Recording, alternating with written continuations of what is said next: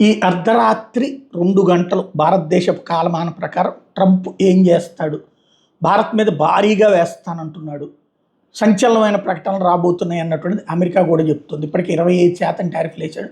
మరి 30 అంటాడా, 35 అంటాడా, 40 అంటాడా, లేకపోతే మన చైనా మీద అన్నట్టు 100 అంటాడా, 120 అంటాడా అన్నది చూడాలి. బుధవారం సాయంత్రం 4 గంటల కంటే భారత్లో గురువారం అర్ధరాత్రి 2 గంటలకి ట్రంప్ ఓవల్ ఆఫీసులో కీలక ప్రకటన చేస్తారు అంటూ వైట్ హౌస్ ధృవీకరించింది. 24 గంటల్లో భారత్ మీద సుంకాల బాంబు పేలుస్తానంటూ ఆయన ప్రకటించిన తర్వాతన ఇవాళ రాత్రికి ఏం చెప్తాడు ట్రంప్ అన్నటువంటి దాని మీద భారత భవిష్యత్తు అయితే ఆధారపడి ఉండదు. భారతదేశానికి సంబంధించి కొన్ని ఇబ్బందులు అయితే తలెత్తుతుంటాయి ట్రంప్ వల్ల. ట్రంప్ అయితే మాత్రం కసిగట్టున్నాడు.